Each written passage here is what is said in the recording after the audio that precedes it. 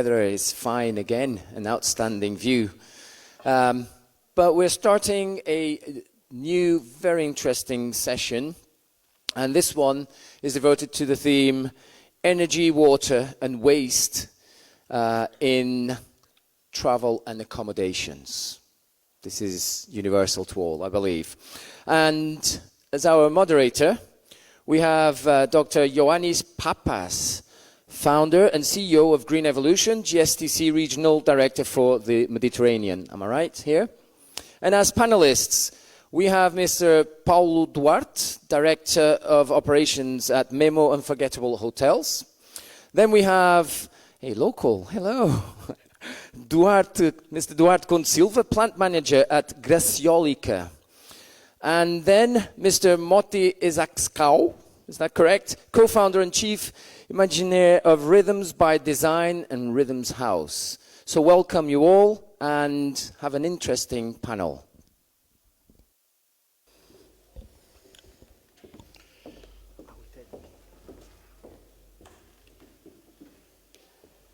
Hello? Yes? Okay? No? You turn off. Now it's on. All right. So welcome before the lunchtime. This is a very important session, I think. Huh? So thank you for being here. We are going to discuss, I think, first of all, a following up of the earlier session, which is going to be, let's say, a very nice opportunity to discuss more about hotels, accommodation, how the supply chain could be more green, and some examples, because this was the discussion that we had with the speakers, about how a hotel could be more sustainable, all right? So first of all, let's say, start my counting. Yes. So let me make a small introduction about the issues that we're going to discuss. I select this slide because I think it's very provoking, all right? We're living in an era that everything goes very fast, and the numbers are devastating sometimes about urbanization, okay? A very big increase, and it should think about not only for a resort, but mostly for the accommodation sites that we have inside cities, digitalization and industrialization, all right? So everything goes more digital, everything goes more electric, all right? We need more decarbonization and more decentralization. These are, let's say, more or less some ideas that we have to have in mind. And I was very pleased to hear from the last session about this nice research that goes every year and every year, and about the sustainable travel reporting from Booking.com. And I would like to share with you some numbers, because I think every time that we see these numbers, it's very interesting, the report. So 73% intending to stay at least once in an eco-friendly or green accommodation.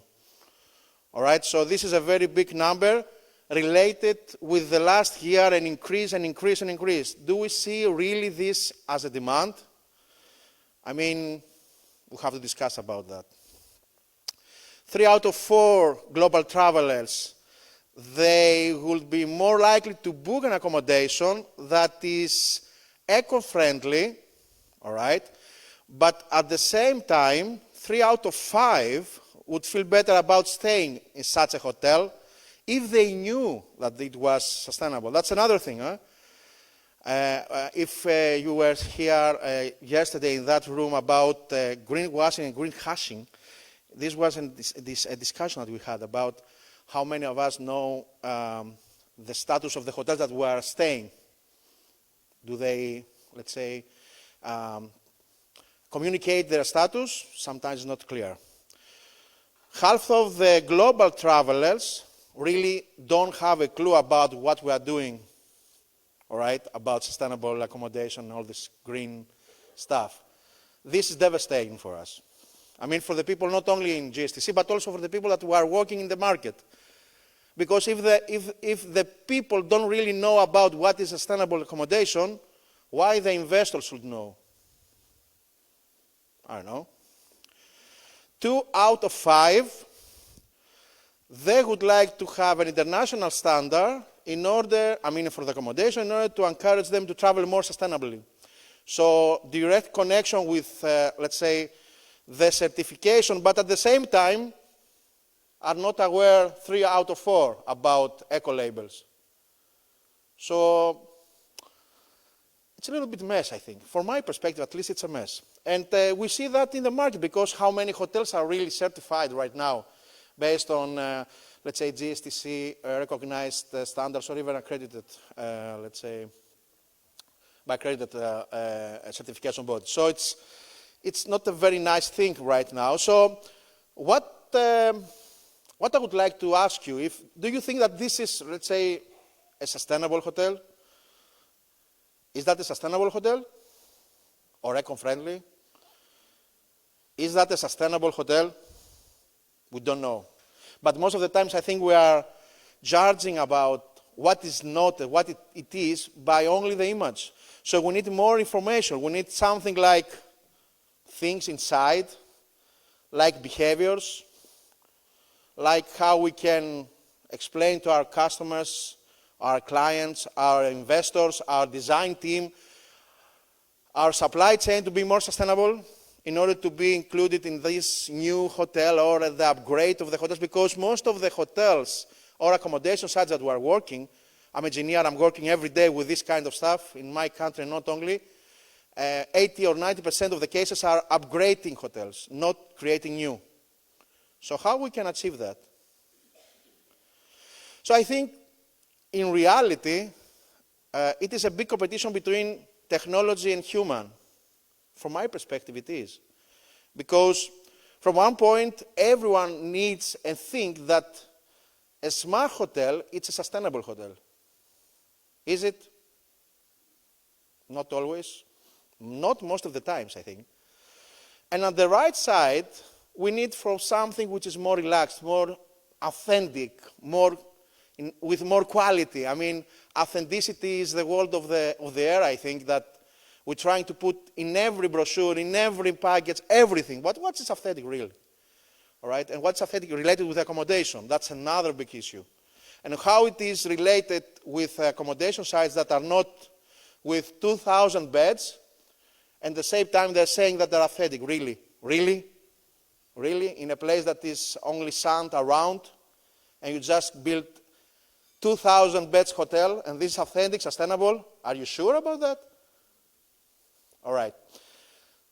So these are some technologies that, at least from my perspective and my technological background, are technologies that are going to play a big role in the future about the hotel or the installation of the future, about sustainability for water, energy, waste management, anything that we can have inside. I'm not going to analyze that because it's going to take a lot of time and it's very technical, so I'm not going to be there. But I think how we deal with things like electricity and storage and exchange with the system and the network, which is the smart hotel, but also take into account the new legislation, because the legislation are coming, at least in Greece legislation and in Europe, legislation are coming about waste, about energy. Is there. It's not something that's going to happen sometime. All right? And of course, there is a lot of knowledge behind it. It's not just creating designs. Okay? The architects are going to change their, let's say, the way of designing. They have to. Because over there is a big need about many things. And I think we're going to discuss more about that. And every time I'm putting this slide in such, let's say, discussion, that it is how expensive it is to implement the technology. All right? This is especially for the Greek market, and you see on the X, it is the number ranking, how, let's say, expensive, how cheap it's from the left side, so to how expensive it is on the right side. And on the x-axis, it is euro per CO2 that you are fighting. So it's more expensive to go, let's say, on solar PV, given that to go for residential efficiency package, for example. So we can see, you know that many times it is very, very interesting and very helpful and very easy and not so costly to increase your efficiency on water consumption, just informing about things. But the way that you are forming this to the clients is very essential also.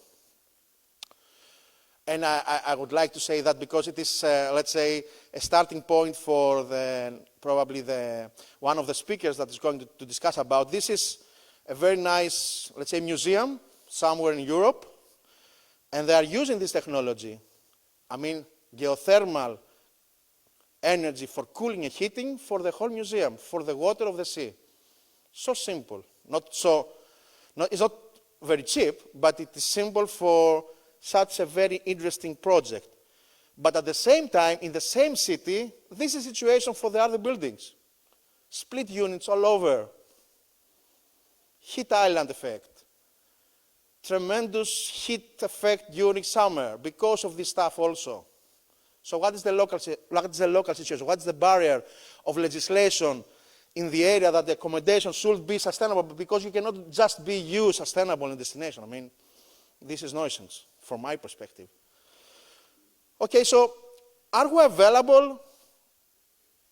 there available technologies mature enough? Yes, but not so many for the extreme cases. But you can find. Actually, it depends what exactly we are looking for, what is your special need. Who is really deciding for a technology implementation? Really the investor? 99% no.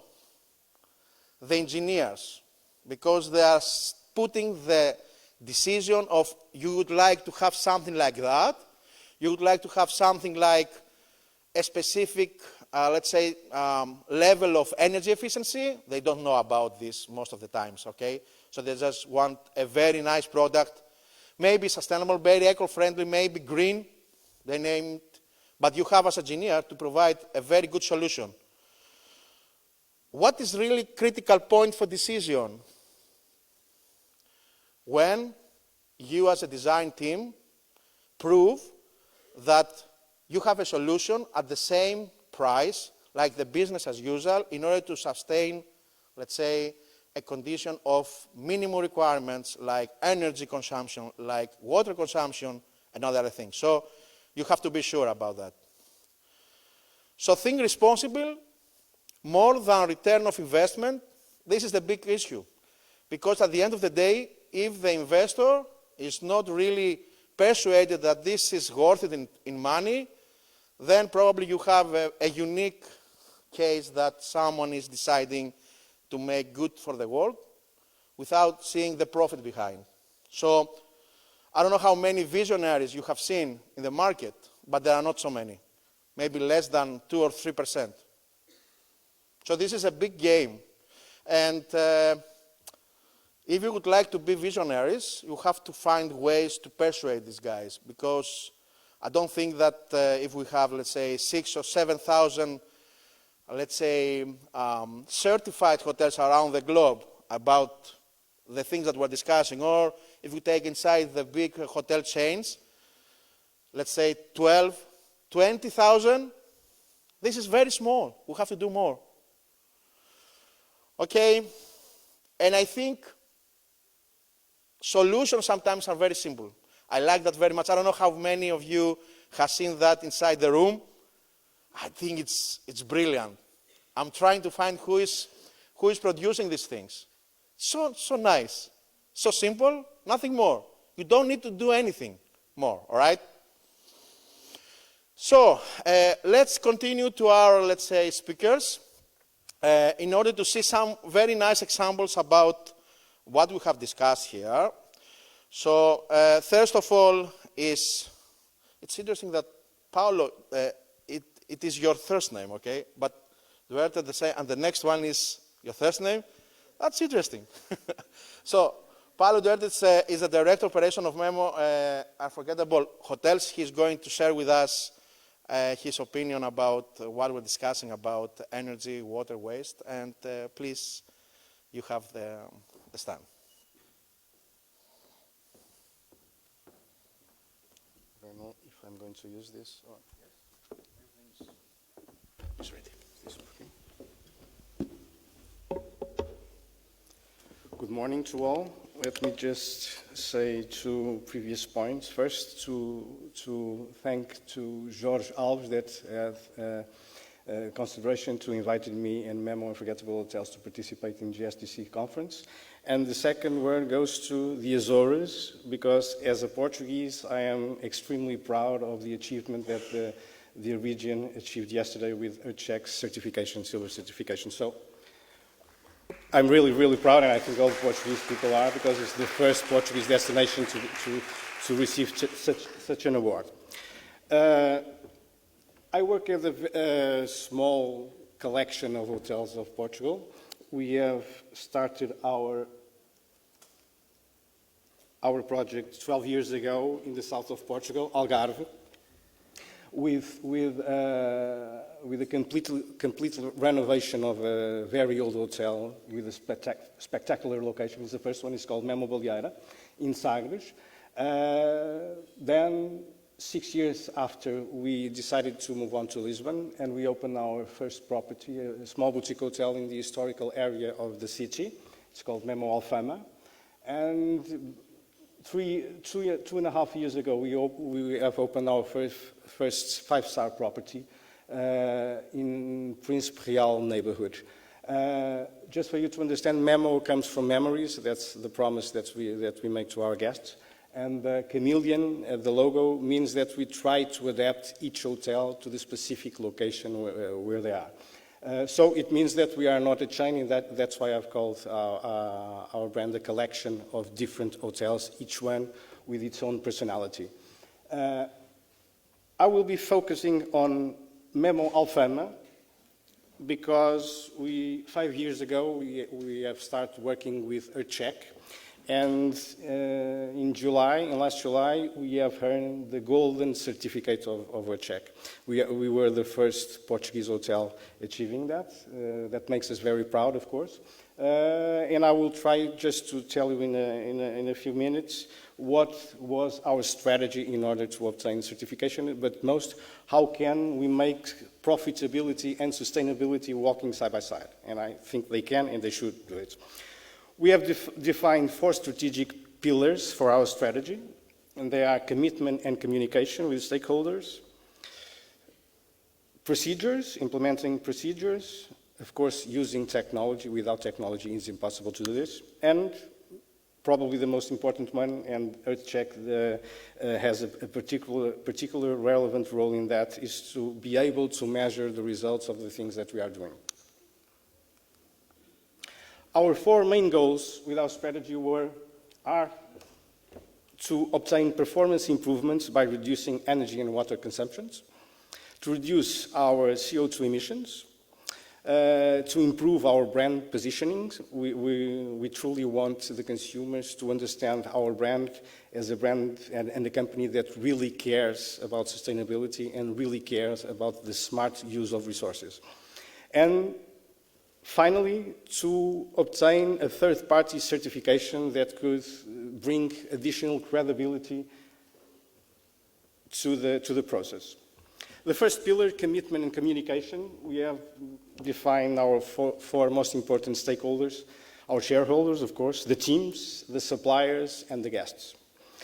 As you can imagine, and I think in the previous panels, someone talked about it, the main objective and concern of our shareholders is profitability, return on investment. It could be questionable, if you want my honest opinion.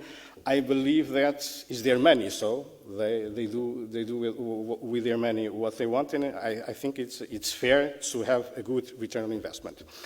What we have, the conclusion that we reach is that with them is that it's possible to shareholder to have their return on investment, but at the same time to have a sustainability approach and make that sustainability actions can really improve performance of the hotels. The team, we cannot do anything without the team. Now at Memmo Hotels we are something like 150 persons working every day with us. So we have included them in the process. We had regular meetings with them. We have collected their inputs, and very important, we share the results with them and we celebrate the results. In a few minutes, I will show you the results that we have achieved. The suppliers, I don't know if you have an idea of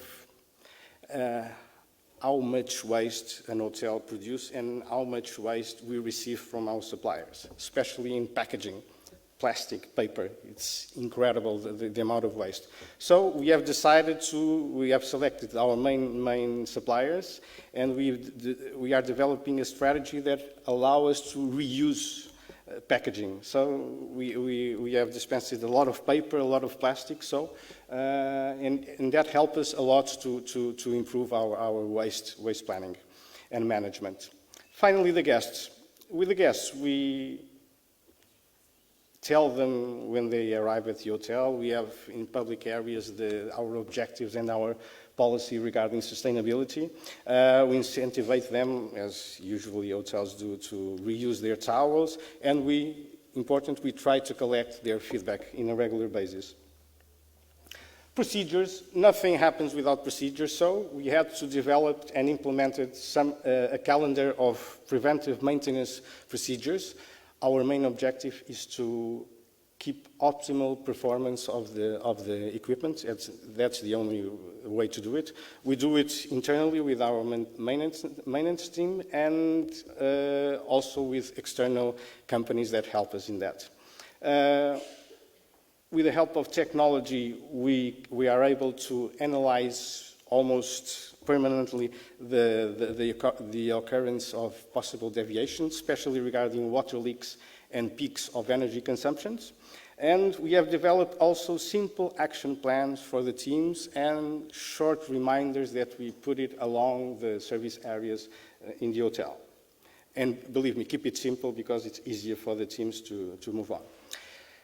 Technology. We invest in facility management software. I think it's the only possible way that allow us to really keep track of things. If something is going wrong, if we have a water leak, if we have a malfunctioning of an equipment, this kind of software allows us to immediately know and be alert for the problems. We start investing on smart equipment. For instance, in our last project, we are using a technology that allows us to reuse the heat produced by the air conditioning system in order to water heating pools and rooms. The energy of the rooms only works with the specific room key. There's only one room key that allows energy in the rooms. And we have, every time it's possible, movement sensors on the public areas, and of course we use LED lighting. Measurement, probably the most important thing, and EarthCheck platform and partnership allows us to keep on track fundamental KPIs. I think if we do something, it's very, very important to measure the results of the things that we are doing. So, we are now able to measure our energy consumption per guest night, our CO2 greenhouse gas emissions per guest night, our water consumption, and waste sent to landfill per guest night. And I will show you the results that we have achieved. And also very important, EarthCheck platform allows us to compare ourselves with the industry benchmark, so it's very important. Percentages are, I had a teacher that told me that a long time ago, percentage is by definition a relative figure, so it depends on the basis point, or on the starting point, sorry. So the major relevance, it's not 2011, 105, of course, there's a mistake in that. Between the period of 2015 and 2018, we have managed to achieve a 26% reduction of energy consumption per guest night. This is equivalent of the yearly consumption of a family of 4 apartments, 37. We have also achieved a 31% reduction of CO2 greenhouse gas emissions. It's equivalent to, just for you to have an idea, of 22 cars yearly emissions, 25 reduction of chemicals, plastic waste from the housekeeping department, and a 30% reduction of paper waste. These are the most relevant results that we have achieved. And just for you to have an idea, when we compare with, this is not our data, this is data from Earthcheck. Energy consumption, the darkest blue, it's Memmo Alfama, and the others are the regional leaders and the regional average. So as you can see, in terms of energy consumption and greenhouse emissions, we are far, far ahead from the average of the region. Can you use the Oh, I'm very sorry. Let me. Yeah, it's better. Is this working? Is it on? No.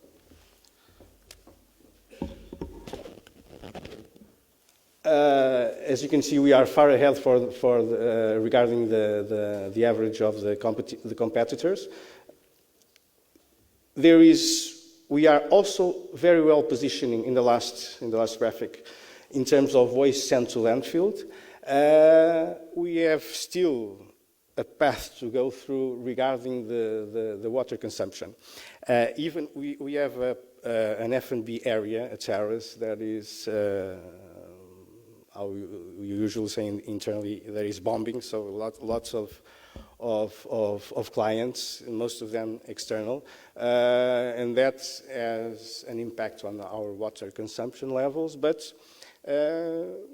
I confess that we weren't able yet to convince our guests to use less water. Don't ask me why. It's sometimes it's very difficult to educate, if you allow me, our guests. But as you can imagine, is our major important goal and objective for 2020 is to also at this level of water consumption to be ahead of the regional leader. Thank you so much. I think I have to and I look forward for your questions.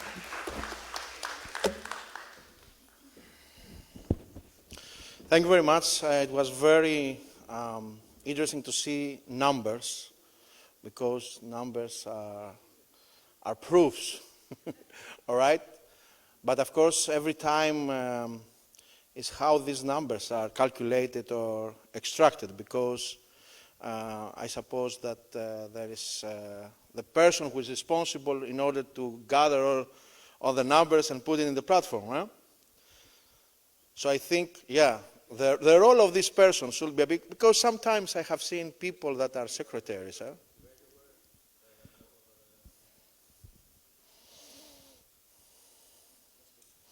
I'm trying to engage you in the questions, all right? So please give us some kind of information that you would like to share with us. It's okay? Working? No, so I will take you an interview. So you can use this. Yes, of course, we are the guys that put all the figures in the Earthcheck platform, but we have one auditor that comes every year and check everything, and believe me, with extremely detail. So the numbers are real, I can assure you that. Can you imagine that? So let's exchange phones. So please, next one is going to be a very nice example of really, I think, innovative technology about a case that I think you are going to love it. So, thank you. This is your... Good morning to everyone. First of all, I would like to thank the invitation.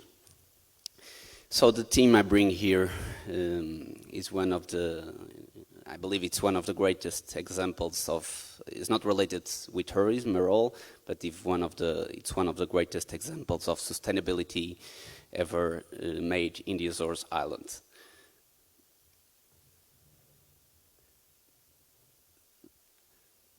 So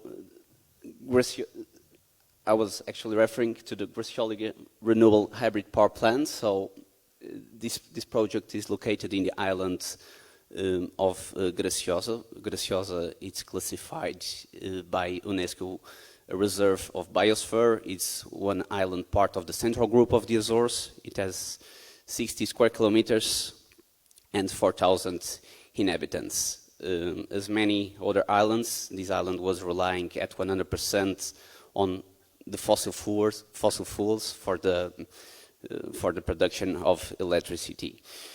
Since Graciólica hybrid power plant went offline, the island has achieved 100% values of renewable penetration. We still can't ensure that island is 100% fed by renewables during 30, 60, 5 days per year, but we ensure it's 100% fed by renewables during a significant amount of time. So my goal here is to share with you the technical approach we followed on Graciosa, so who knows, some of you can get inspired and can support in delivering similar projects in some other islands. Of course, this is obviously a big example for the electrical sustainability of the island, because we total break up with the diesel dependency of the fossil fuels. So I bring the following agenda. The first 2 points are more technical and are about the technical features of the island grid and its microgrid. Third point, the project major timeline. So Graciólica is the owner of the project, but most of the time is unknown even for the Portuguese people. So as here the audience comes mostly from abroad, so I think it's important to share who is Graciólica. Why is this a special project, and it's really different from most of the other renewable projects that exist actually. And this point 6 and 7 are mainly about the results we have been obtaining, the renewable penetration, renewable energy delivered, as well as the CO2 emission savings. So what we have actually built in Graciosa, as I said, the island had already a diesel power plant. We have built a wind farm of 4.5 megawatt of rated power, a solar farm of 1 megawatt of rated power, and the big new here is the battery power plant of 4.5 megawatt hour and 2.6 megawatt hour of usable capacity. With this battery power plant, of course, we do storage of energy. That's the key factor here, but more important than the storage is that with a set of the battery and a power converter, we can emulate the behavior of a diesel generator, because most of the grids nowadays, they rely on the diesel generators to set the frequency and the voltage, and we emulate that behavior with the power converters together with the battery. That's why we can totally turn off the engines down on Graciosa Island. Some notes about the island load. So it has a peak load of 2.2 megawatts and a valley load of 1.2 megawatts. You can see that most of the plants are located in the north side of the island, the PV plant, the battery power plant, and the diesel power plant. All of them sit together. And we have the wind farm in the south part of the island. So the wind farm is connected then to the battery power plant through an overhead line of 5 kilometers length. This gives us a better understanding how the connection of the several assets is made. So we have on the left we have the wind farm at the bottom. In the middle we have the battery power plant, and on the right the PV solar. On the very top we have the diesel power plant, 6 diesel engines, and the outgoing feeders to the customers. So we can clearly see here a real scenario of operation in which most of the power comes from the wind. So the load of the island is at 1.7 megawatts. 1.2 megawatts are coming from the wind. It was for sure a very cloudy day. The PV is providing very poor power. The batteries are not providing much power at all as well, but as I said, the batteries, the main role is to regulate the voltage and the frequency of the grid. And there is an engine, only one engine online, engine number 8. So who is Graciólica and what have been the major projects timelines? So Graciólica was only the special proposed vehicle formed to build this hybrid power plant. It has been such a long project, very hard to make it running, to put the plant online. It was really difficult. So it has been conceived already in 2005. PPA has been signed with the utility of the Azores in 2013. Howard Scott is the only shareholder of Graciólica, invested 12 million in 2015.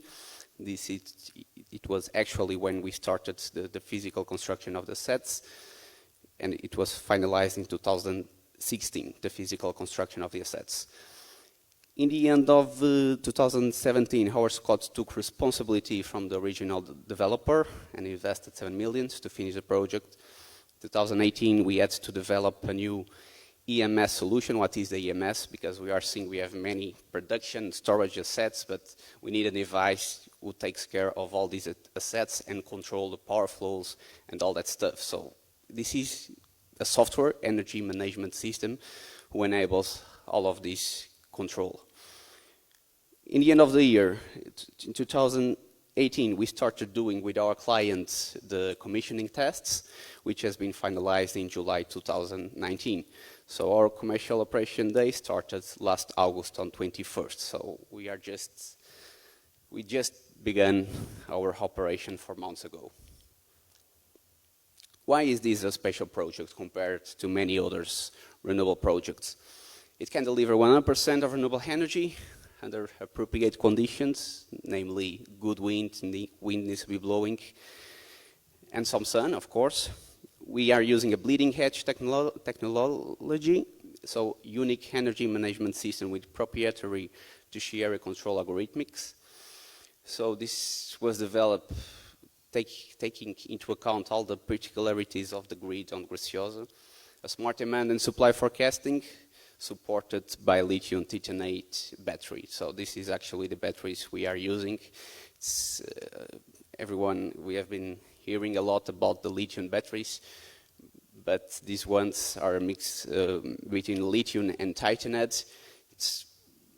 For example, I can give you the example of the electrical cars. Most of the electrical cars are using the graphite lithium battery, but it's not as good as this one. This one, it's a safe battery, it's reliable, and it enables a very large number of cycling. So it means it has a long lifetime.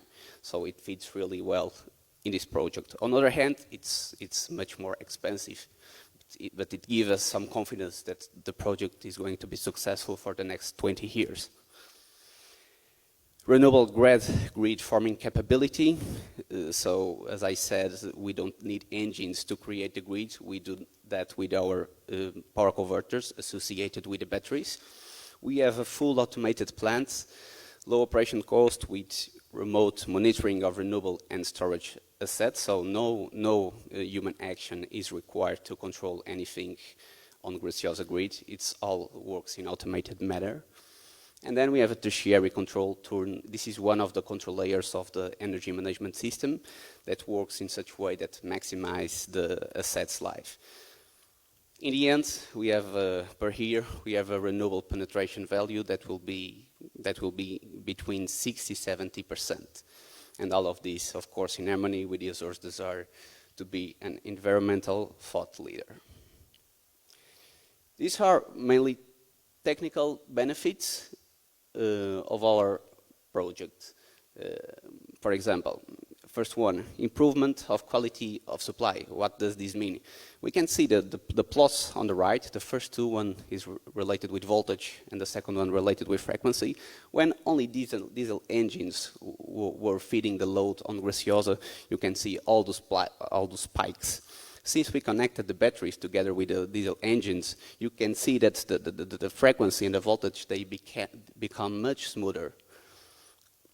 Improvement of continuity of supply. So far, not 3, but actually 6 load sheddings have been avoided due to running engines to trip offline.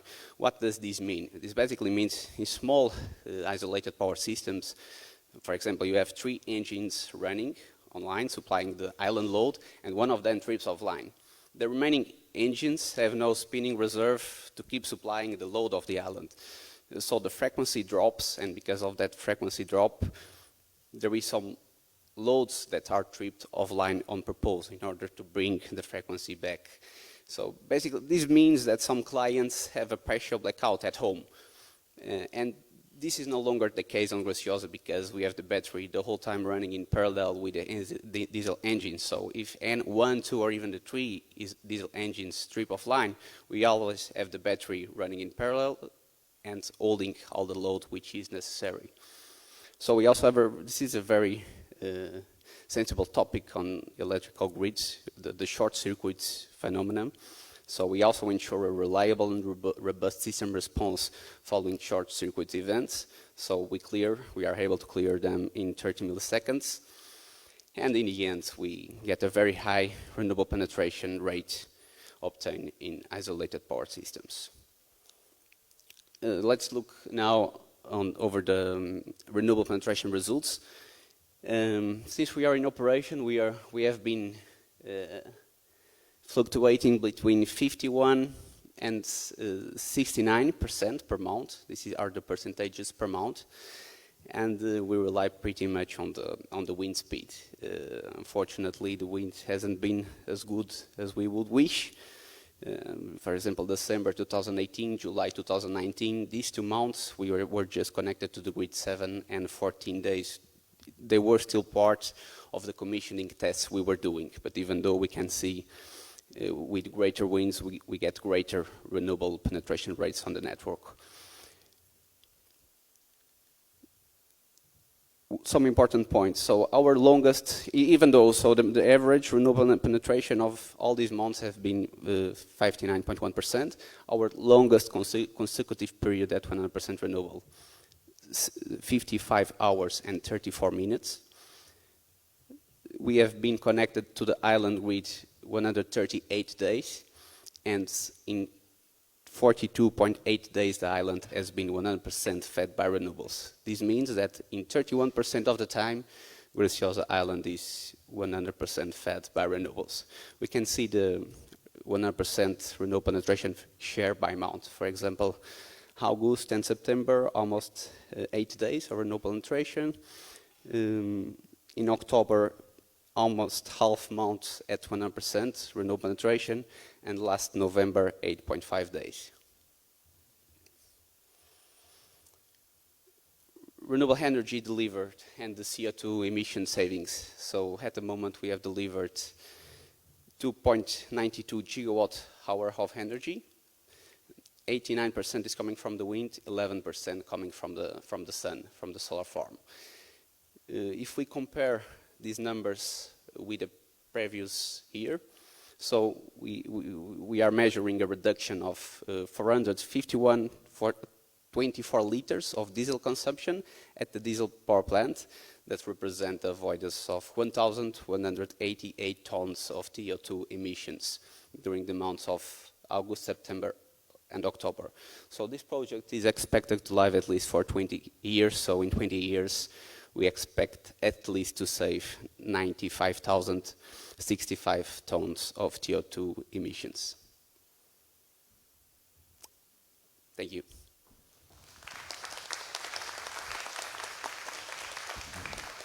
Thank you very much. I think it's very interesting to know how this model goes down to the, let's say, the single tourism accommodation site, or even if one accommodation site would like to be extremely independent from the grid, if it is possible, how this can be done.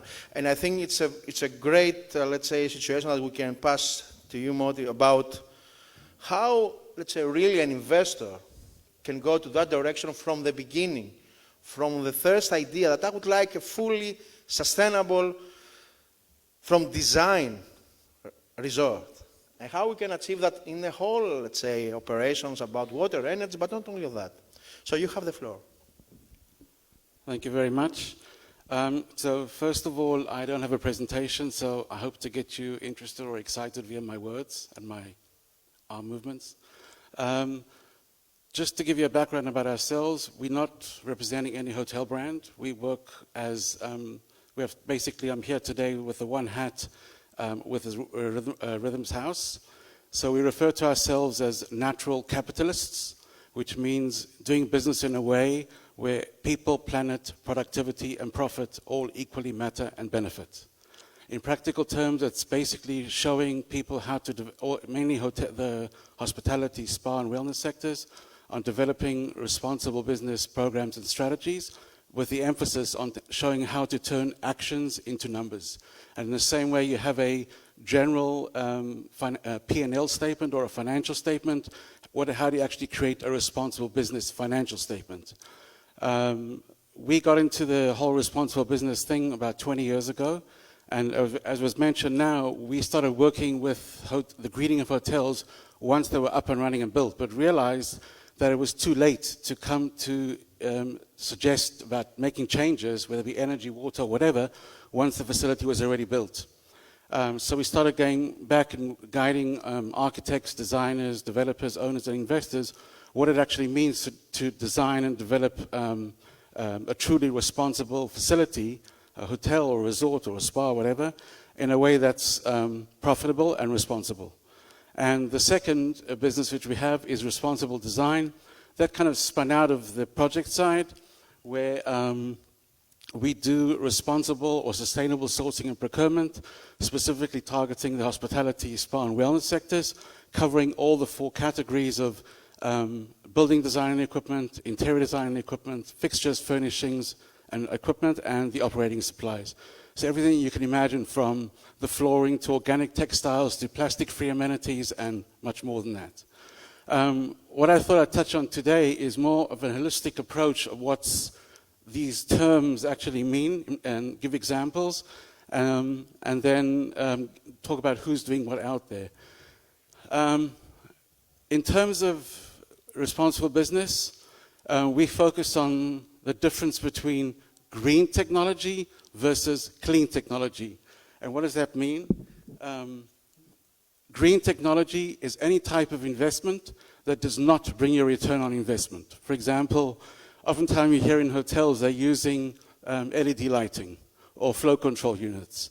So that's an example of green technology. And clean technology is any type of investment that does bring a return on investment. For example, the example you saw right now was renewable energy. So when you start talking about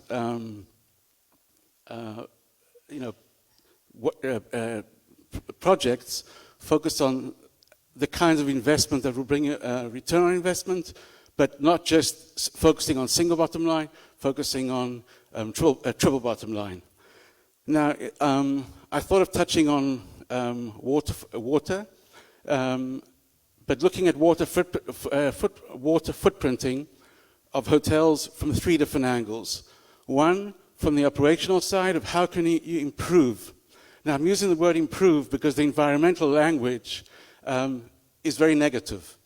In other words, if the guiding principle of sustainability is about doing something which shows continuous improvement, then using the word reduce means you're doing something wrong. And it's not about reducing, it's about improving. So the same thing with about, oftentimes you hear I'm saving energy, or I'm saving the planet, or doing whatever. Now, saving is also a negative word. And at the end of the day, the bank manager of the operation is not interested to see how much money the organization is saving, but how much they're making. So focus on how to, whatever you're doing, about making more money. So the first angle is looking at water footprinting from how to relate to the entire operation. Now, it's interesting because water is a subject which isn't even many times on the financial books of hotels. Because often, if you come to many destinations, or even islands, the hotels will say, well, water's free. Why? Because they have their own borehole. And they're not really taking into account that even though it's from a borehole, it's coming from somewhere. So one of the ways of measuring water is putting sub-meters in the different areas of where water's being used. Another angle of looking at water footprinting is measuring the water footprint of products. There's an organization in Holland called the Water Footprint Network, and what they do is they actually measure how much water is being used to create a certain product. So, for example, it takes 2,400 liters of water to make one cotton T-shirt. It takes almost 40 liters of water to make one cup of coffee. So the main idea today is, from a hotel perspective, what kind of products can I start bringing into the organization that have a low water footprint? And yes, there are a lot of products out there already. The other is, can I have some water, please?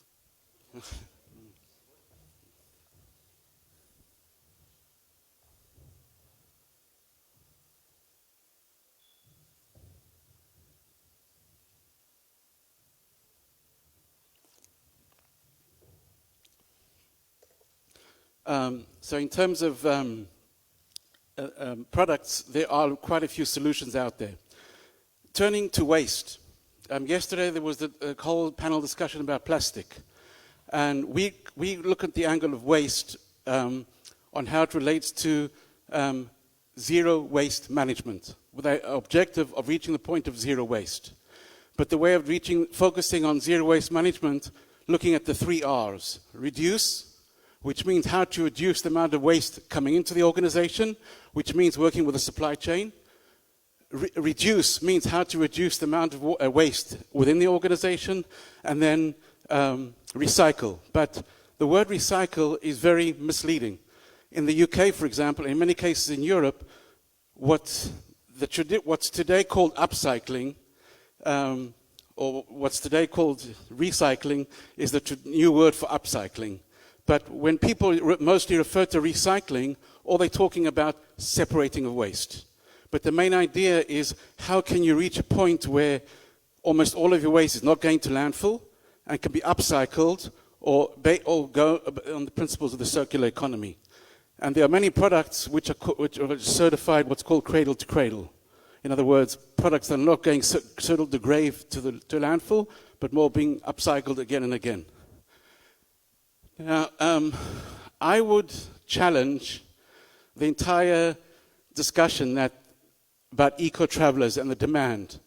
I say there's no such thing as an eco-traveler.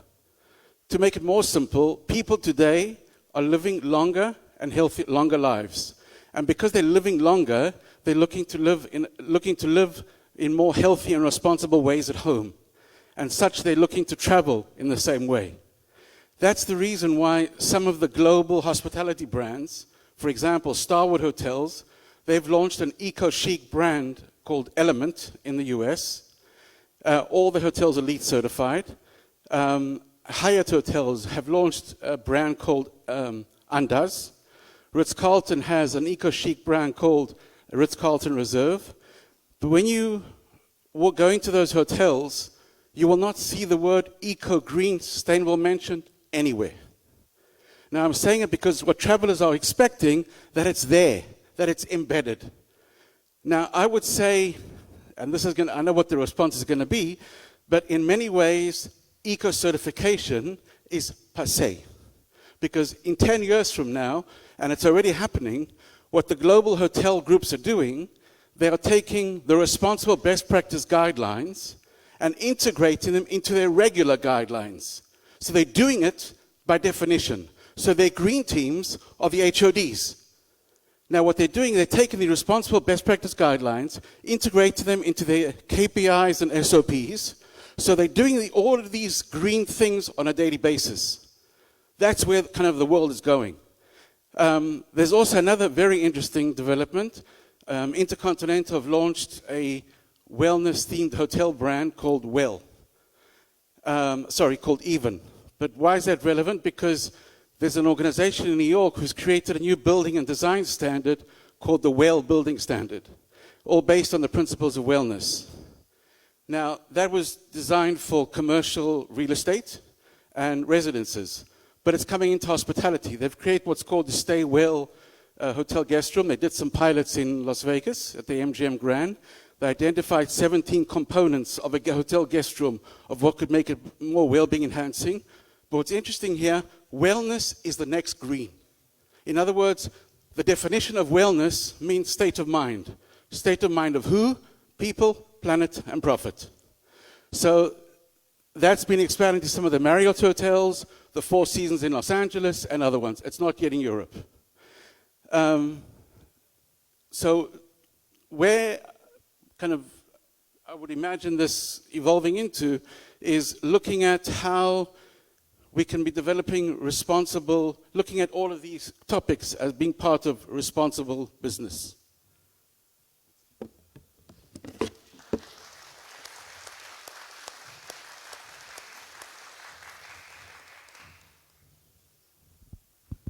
All right. So thank you all for your speeches, and let's try to find a way to answer most of the questions that we have. Can we have the questions? Yeah, all right. So I suppose very quick answers, 1 minute maximum, all right? So first of all, in an island that produces almost 100% of their energy through renewables, what's the relevance for accommodation to manage energy beside the economic reason? I suppose this is for you. Yeah. So, beyond the business sector, so we reduce a lot the CO2 emissions to the atmosphere.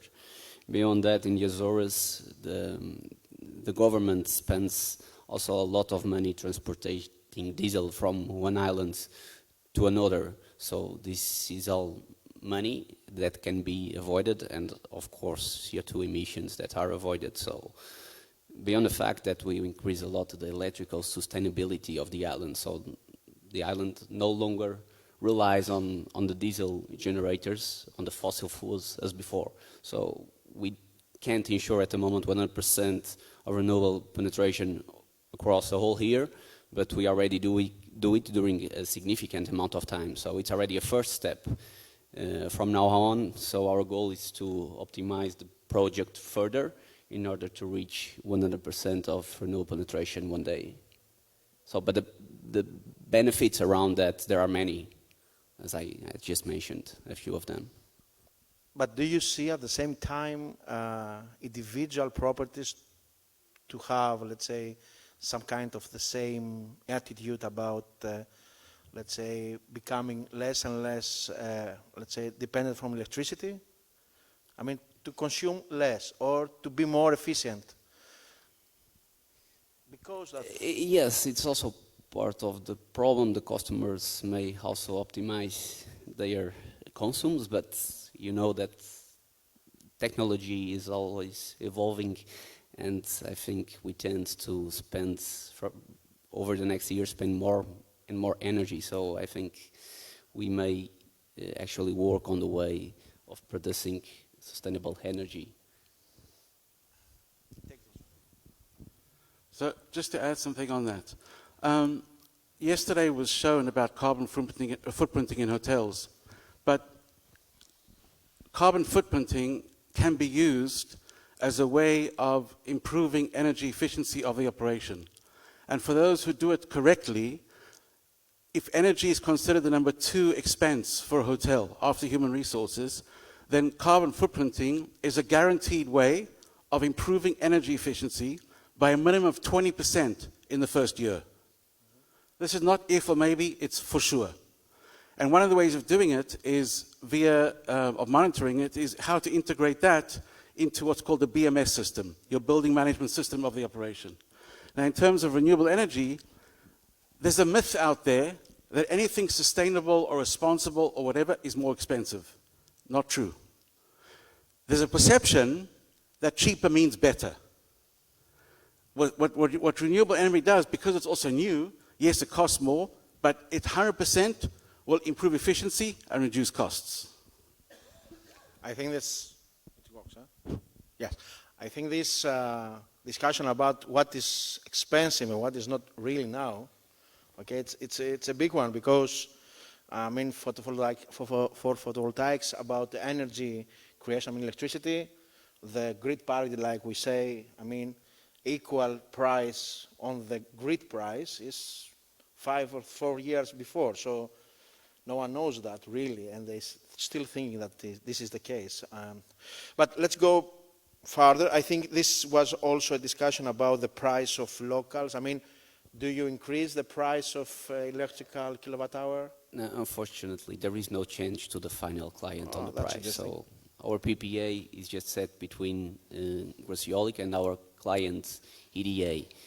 That would require intervention from the entity which regulates the electricity prices in Portugal. So let's say it's up to them to put some regulation in place that makes the renewable energy cheaper than the one that comes from the fossil fuels. Yeah. So the next two, I think it's for you, huh? The next two. So first one, what about energy consumption in kitchen and spa? I suppose also in laundry. So what about how you approach this? In Memmo Alpha, is it working? Yeah. Yes. In the case of Memmo Alpha is a very small boutique hotel, so we almost don't have a kitchen. Our terrace, the terrace that I was talking about in my presentation, to be honest, it's not an food and beverage place, it's a beverage and food place. So we sell more drinks than food because we don't have the conditions to do it. Because the project is the total reconstruction of 3 very, very old buildings in the middle of the old town, with very constraints regarding the construction. So in this particular case, the kitchen, we don't have any spa or sauna, so it's not relevant for us. On our other property in Lisbon, it's the same thing. But in there we have a restaurant, but we were careful when choosing the kind of equipment that we use in the kitchen. In our property in the Algarve, that is the largest one. It has 144 rooms. It has a spa, it has a restaurant, it has a pool. So, to be honest, the Moderator is the project in terms of sustainability that is behind the others. And there is a reason for that, because when we bought the hotel 12 years ago, we have totally reconstructed it, but its location is within a natural park, so you have a lot of public entities that need to approve things. And being on a natural park, that didn't allow us to make, it may seem strange, but it's the truth, it didn't allow us to for instance, have a software to manage the facilities. We don't have it over there. We are now trying to obtain approvals to do it, because it means that the building is so old that we need to make some structural changes in the building, so we were not allowed to do it. So responding to Roland's question, in Moderator we are not able to do yet. To do it yet, all right? To measure specifically those kind of consumptions, all right? Spas, saunas, and kitchens, all right? Yeah. In the context of kitchens, a lot of heat is generated from the stoves. And oftentimes you find the stoves are gas stoves, which are left on even if there's no cooking. So one of the things to do is how to just make sure that the gas stoves, it's very simple, turn it off when it's not being used. But a more efficient solution is induction. So it goes on when you put it on, goes off when you take it off automatically. And making sure you have the correct filtration systems above the stoves and where the chefs work. In the context of the spa, I didn't touch on it there, but the definition of the word spa means healing water. Healing water of who? People, our bodies, and the planet. So by definition, this makes the spas the eco-custodians of water. Now, in terms of energy in spas, the best way of doing it is via monitoring through sub-metering. And then looking to see what other types of technologies, whether it be for the hammam, the sauna, that are more energy efficient. And also I would like to add here that I think it's very wise to introduce practice about taking the waste energy, I mean, from the kitchen, from the spa. If you have, let's say, in one part the spa and the other, you need some heating of, let's say, of air, you can use the waste energy in many ways. So waste energy is something that is missing. The good practice in the hotels, I haven't seen so many. And this is a missing point, yeah. A very good example is one of the solutions, food waste, for example, and other types of compostable waste that can be composted together with the food waste. If it's composted, it can be reused as fertilizer for the hotel gardens. Now you showed in your picture a hotel, I think it was in Singapore, that's doing green roofing and living walls. Now green roofing is a way of improving energy efficiency. It's because it captures the heat. It's a way of attracting biodiversity, and it's also a way of increasing, growing your own food on the roof or on the walls. So I would definitely look at, and the best place in the world where it's happening right now is in Singapore in terms of how they're using green roofing and living walls or vertical walls as a way of improving energy efficiency. Exactly, and because we have only 1 minute left, I would like to be answered this question because I think, especially for this area, I mean for an area that mostly the need is how we can cool mostly during the summer our hotels. I would like to ask you for this part of the game. I mean passive shading, passive techniques, minimizing the money that we are paying based on passive design, which is something that it was inside in architectural, let's say, approach of many years ago, and sometimes we are forgetting this simple technique. So what about your design approach about passive shading and equal? Yes, regarding our first two projects, Memmo Bolieiro and Memmo Alfama, we didn't, to be honest, we didn't have it a lot in consideration. But in our newest hotel in Príncipe Real, to be honest, a check always help us, and they have a department specifically for that. But we have, I would say, basic preoccupations and regarding that, but we didn't invest a lot in that. Just the most basic things regarding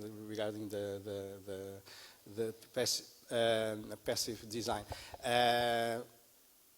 You know, our projects usually are not building from the new buildings, so we usually rehabilitate old buildings. So sometimes it's difficult for us to do that. But we are now one more project in the pipeline. It will be our biggest hotel in the middle of the Lisbon's old town, next to Memmo Alfama, but it will be a big property with 128 rooms. It will be a very special project because it's a kind of a resort, a big resort in the middle of the old town, and we are in the project phases now, still, and we will with Earthcheck to develop a more careful project regarding these things, because it's a huge investment that we are making over there, the biggest one that we are doing, and I think that if we want to make a real path of sustainability, we need to be careful with that, like Motti said, since the beginning of the project. Is the only way, of course. I also believe that even when you invest more, I know that Motti said it in another way, but it's the same thing.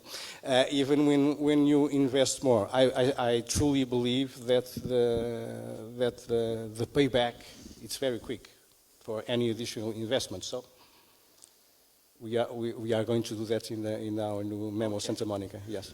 All right. Any final comment on that? All right. I think we have to stop. I would like to thank you for your presence here. I think it was an interesting session. And we're going to discuss more about that in the future, I hope. So thank you very much.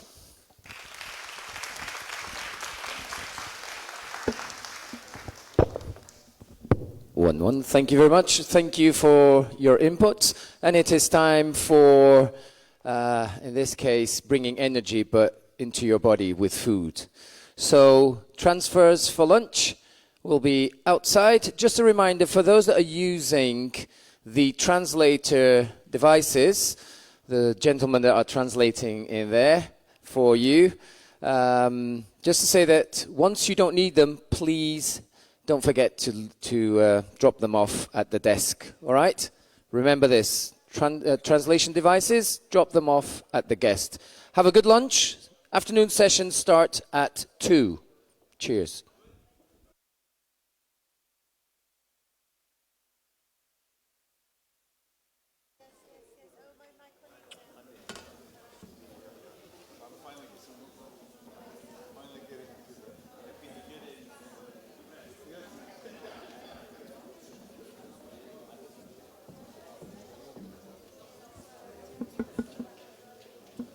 Quem tá?